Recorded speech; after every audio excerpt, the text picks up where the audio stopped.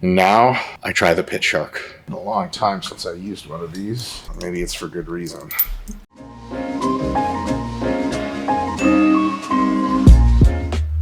So, I'm going to be doing belt squats, and that means that I got to use my weightlifting shoes, and you'll notice actually that they have an extra lift in them from VersaLift.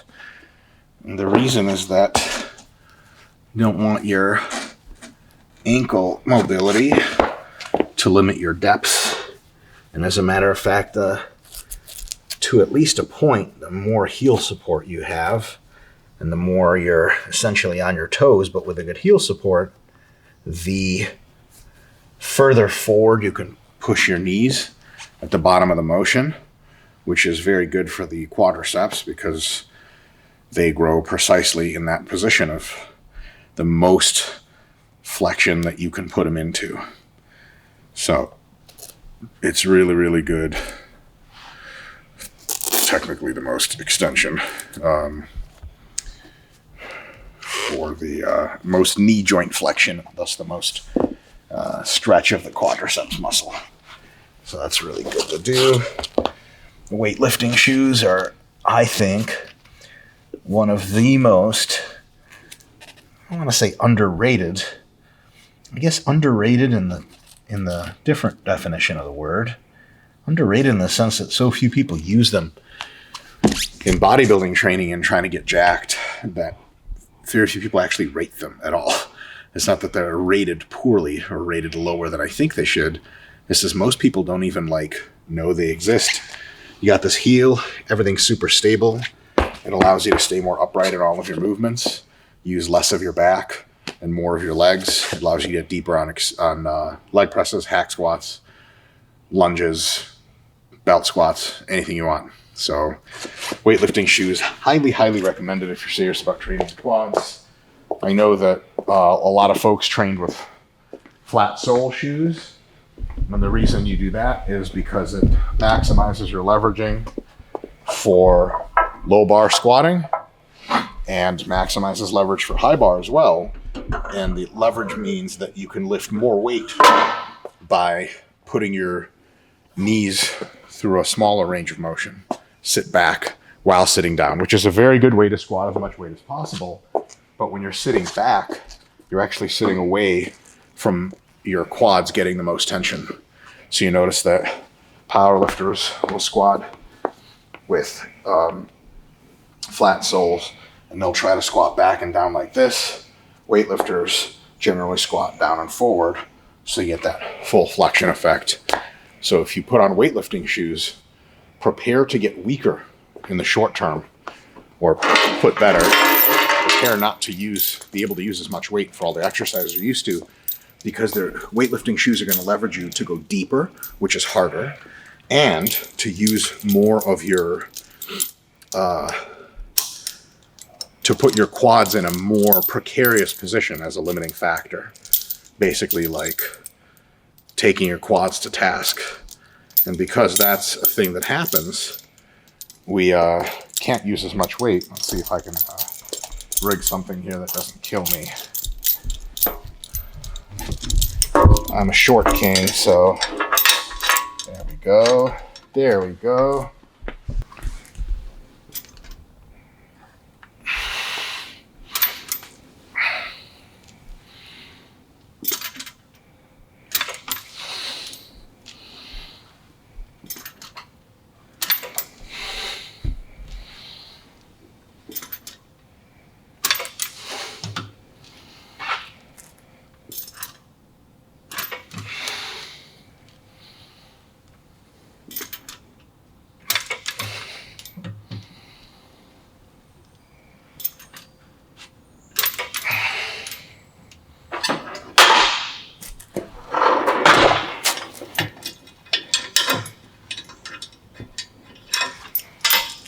All right.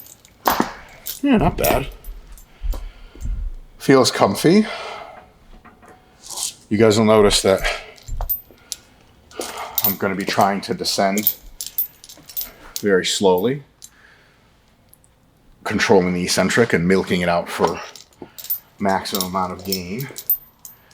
And I'm going to pause at the bottom, sit there for a second or two, because getting a huge load while the muscle is under stretch is a real big stimulus for hypertrophy. And because I make the reps challenging on the way down, and I make them challenging at the bottom, it gets me a lot of growth. And it reduces how much weight I have to use to get that same growth. Which means, first of all, technically speaking, though your joints are quite resilient, less wear and tear on your joints, more focus on the muscles, and also less of an acute risk of injury, because the more weight you lift absolutely, the more of a probability, though always low, but climbing, there is of like, you move a big enough weight once, you could get hurt. So controlling the tempo on the way down, taking a nice long pause, helps in a really cool way both reinforce growth and also helps to reduce the risk of injury. And I like to think that that's pretty neat, because a lot of the trade-offs we have to make in lifting are kind of unfortunate, because say, well, you know, if I want to reduce my risk of bad things happening, I'll have to settle for sort of poorer results. But if you can find a way, like controlled eccentrics, slower controlled eccentrics, and bottom pauses that simultaneously increase the magnitude of stimulus while decreasing the sort of net risk exposure, geez, you got to take that and run. So anytime I see bodybuilders in gyms doing like explosive movements, especially no control on the way down, especially bouncing out of the bottom position, my big thought is like, yeah, that's cool, but you could get more kind of for less if you think about it. More growth for less injury exposure. Let's see how this feels here.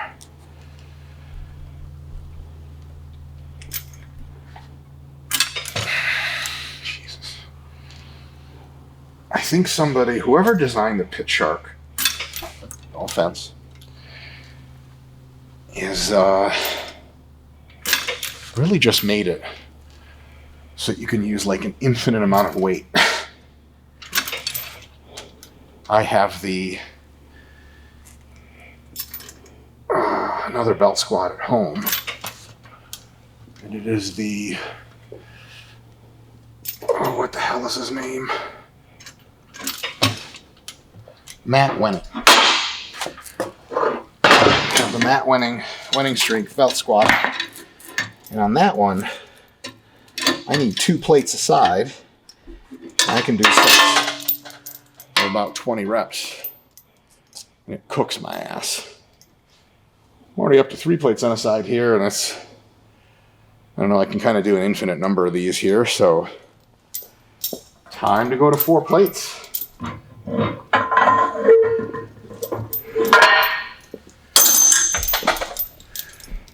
In a sense, it's like, it's cool when you can use a lot of weight on a machine, because you feel all proud of yourself and shit, but at the end of the day,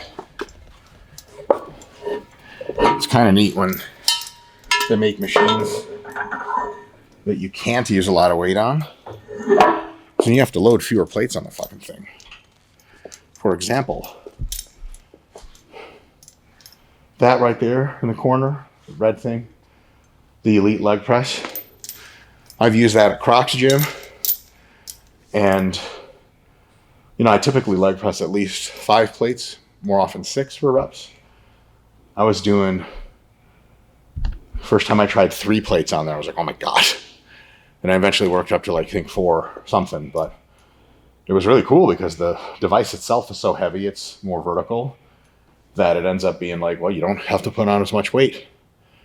When you get big and strong, like me, your hero, kidding, it just gets annoying.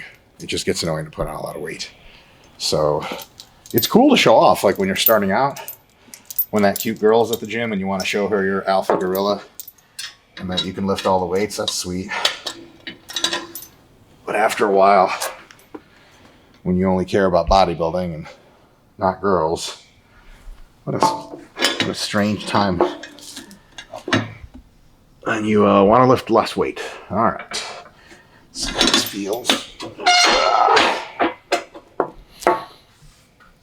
Big thing about belt squats is you got to kind of wiggle around, move your feet up, down and about each way you can in order to find out where it's going to feel more comfortable.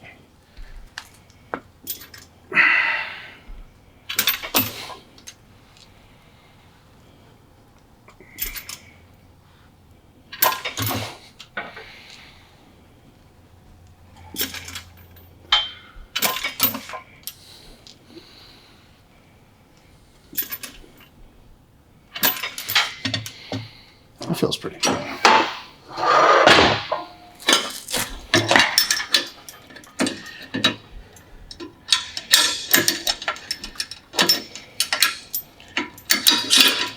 Free myself from the whole contraption this time. That felt good. I think working weight should be about 5 plates. And I'm going to aim to get something like probably around 20 reps on the first set.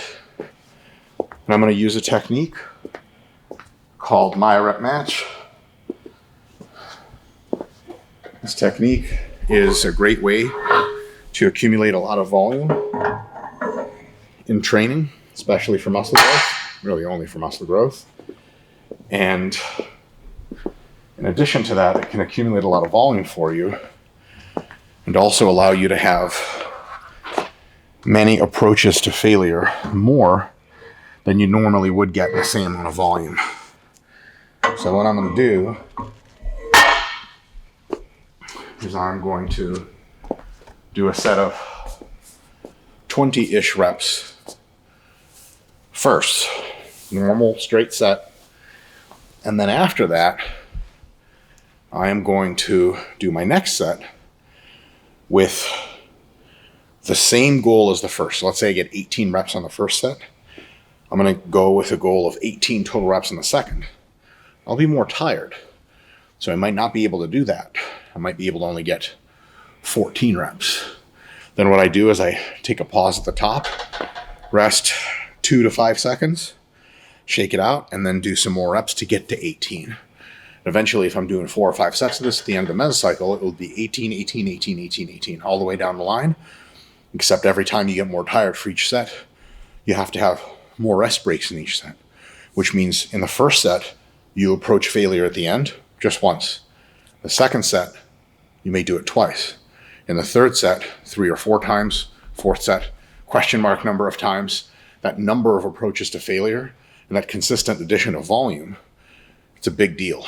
So if there's an exercise you're trying to maximize the amount of work you're doing, minimize the time investment, really increase the efficiency, this is a good way to try. It works mostly in exercises without a huge systemic component, especially cardiovascular component. Because if you lock out on a squat and you want to rest for another 4 reps, the sheer load down on you and the degree to which it sort of impinges your breathing is going to mean that you won't get the fatigue to dissipate. It's just going to keep going up. So you're going to do 12 reps and you're like, all right, 4 more. Fuck that. And then you rack, and I didn't think that through. But on a belt squat, it's just lower body only. When I lock my knees out, it's actually going to be super comfy to just stand around, and it'll be all good. So enough talk. Let's do some sets. The app is asking me to rate my Nordic curl experience. So I'll say I had no joint pain. I got a moderate pump. It's 2 sets. It was easy as hell. So just save that shit. And now I'm on to belt squats. And we'll see how that goes. Great brand.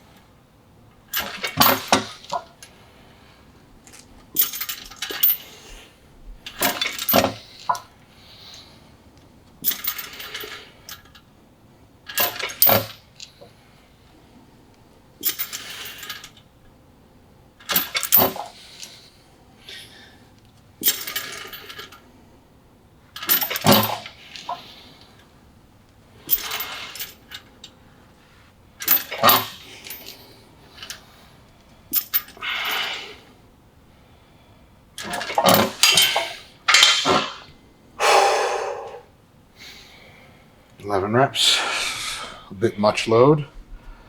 I'll just keep going.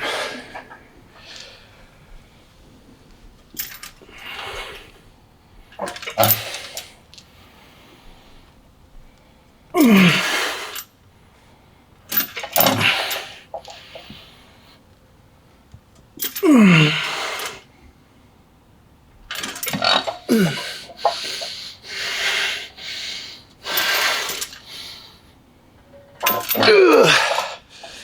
15. We'll do 18 total. That seems good.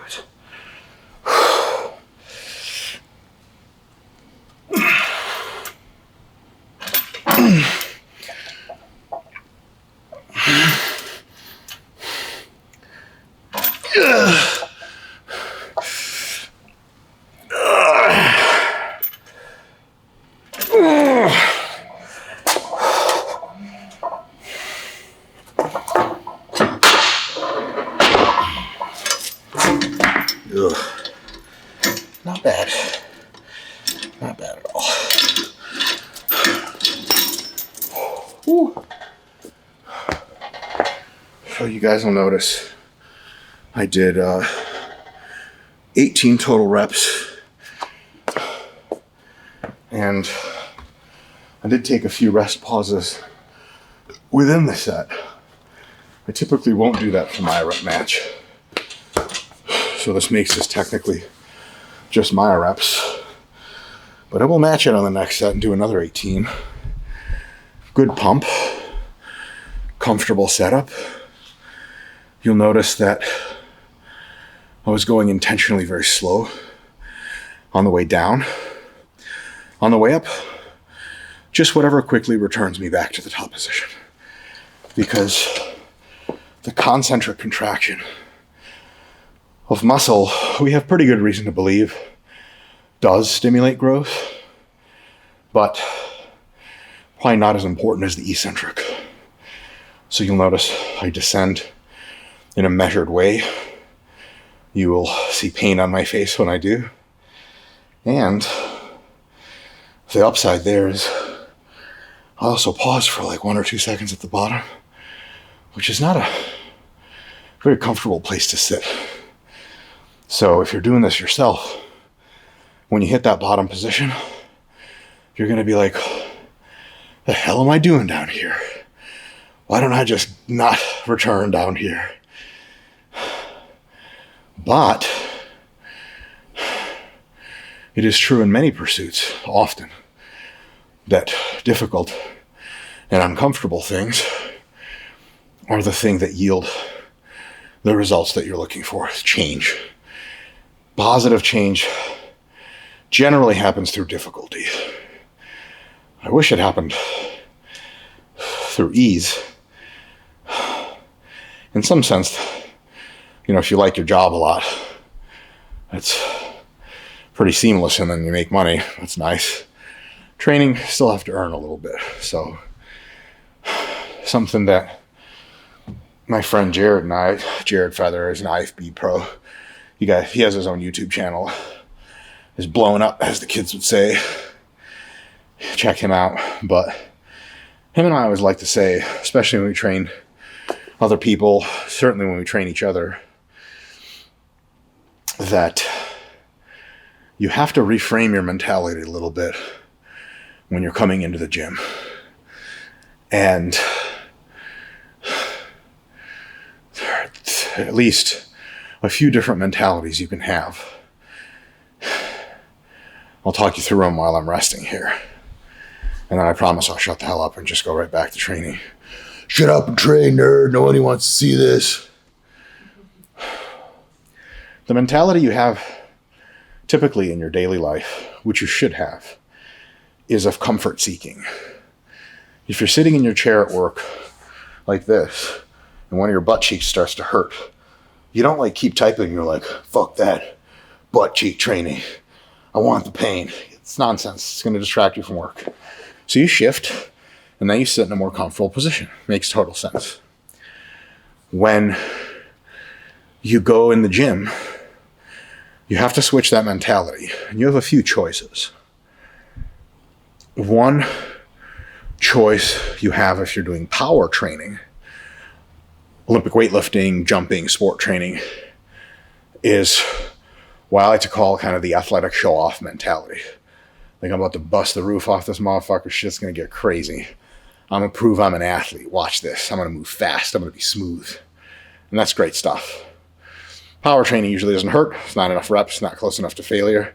So you're just showing off. And that's not a bad thing. It's important, because if you don't go there to, as is hood parlance, to show out, you don't really get as many advantages, because we know from research that if you train much under 90% of your peak power output, you don't actually get more power improvements from that in most circumstances. You just get more, essentially, junk volume. It's like the weight's not heavy enough to make you stronger, but you're moving it too lazily to make you faster. So that's one mentality. It's like the athlete mentality.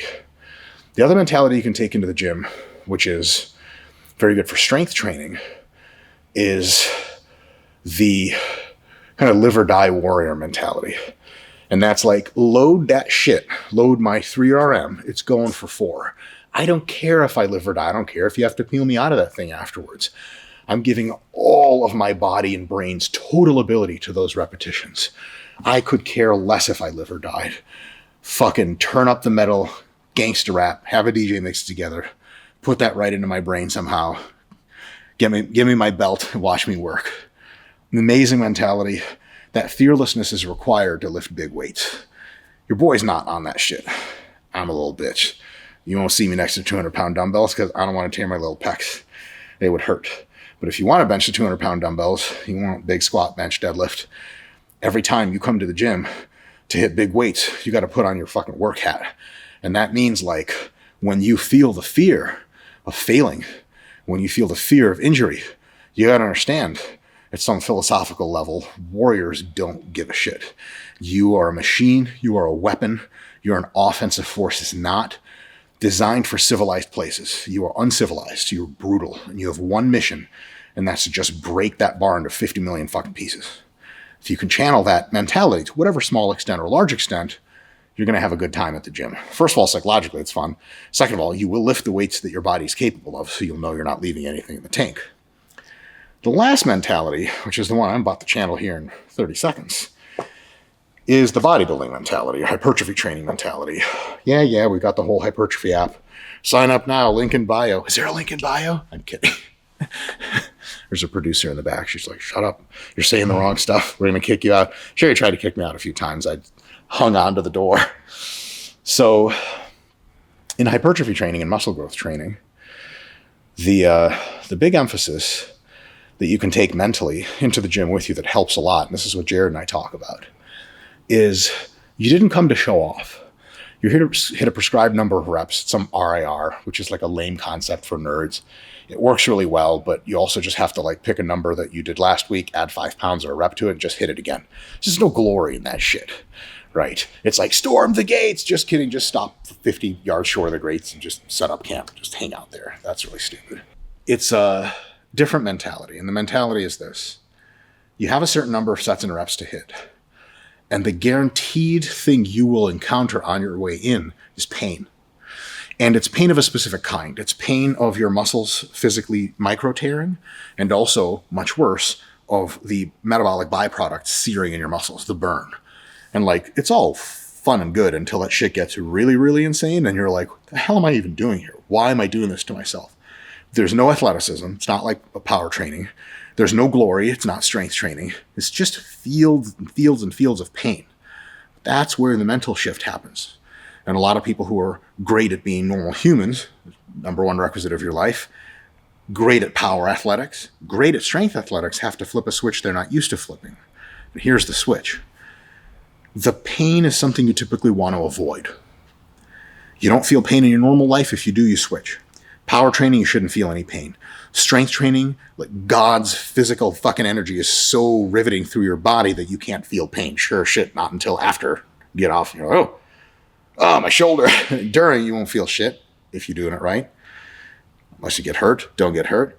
In hypertrophy training, the pain is the stretch of the muscles under tension and the micro tearing, as well as the metabolite accumulation. And also sometimes just the nuisance of having to breathe heavy. All of those things, especially the first two, are mechanistically causing muscle growth. So to put it another way, they cause pain and muscle growth.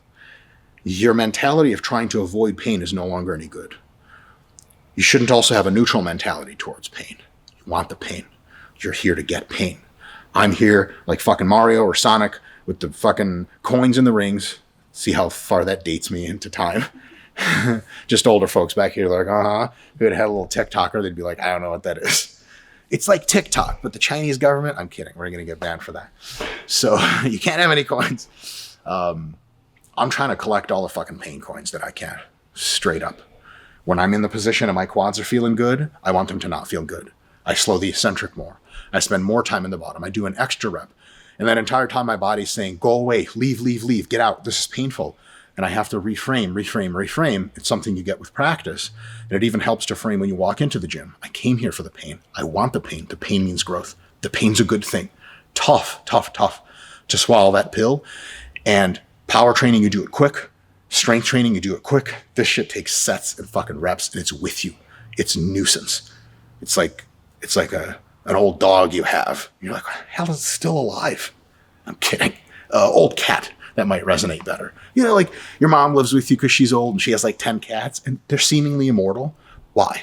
Why can't we just make the cats go away? Even saying. In any case, let me go drown my quads in lactic acid. Here we go.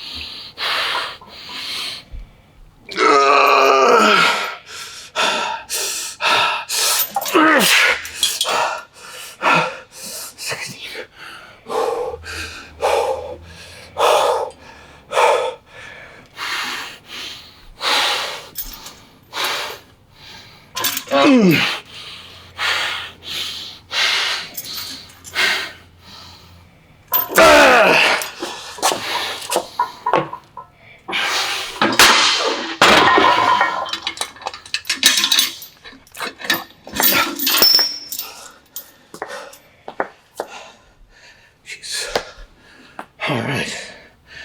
Okay. That's a pump. Holy crap. So, a couple of approaches to failure.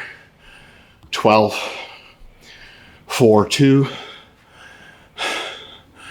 Lots of metabolite buildup, tons of burn. Lots of great eccentric loading. This machine's great for that. You'll notice I was grabbing the handles for stability, but I'm pulling back on the handles, not up. What you really don't want to do is when you're going down, really bracing. When you're going down, ideally you want to just have your fingers on. Maximizes the eccentric loading, the loading on the way down, which is really, really growth promoting. If you want help, help yourself on the way up more than down. That'll actually make it even more muscle growth promoting. So, folks, believe it or not, 2 sets of hamstrings, 2 sets of quads. Ooh, pump's really kicking now. Ooh, not terrible. Not terrible. Weird laying bodybuilding poses. Anyway, that's it. That's my workout. And again, 3 reasons why. 1, just did deload. I could do more. I feel great. I would get way too sore to be ready for my next workout. Reason 2, my next workout's on Friday. This is Tuesday. It's not a once a week leg thing. It's twice a week. If you want to do once a week legs, you totally can. The RP Hypertrophy app supports every single kind of plan. You can put that in there and do it. Ideally, you get a few more exposures to stimulus, less magnitude, means the ratio of growth to muscle damage is higher, more growth, less damage. Probably better results over time, training legs a little easier twice a week. Still hard every set, just not as many sets versus tons of volume in just once a week. But I did say 3 reasons. First, just deloaded. Second, got to work out in 2 or 3 days. Third, I am the uncrowned laziest bodybuilder on the planet. All that RIR was fake. I never really experienced pain. That old pain talk is just a bunch of bullshit, as you've probably gotten used to by now from me. So, if you got a reputation, you got to uphold that shit. 2 sets and I'm out.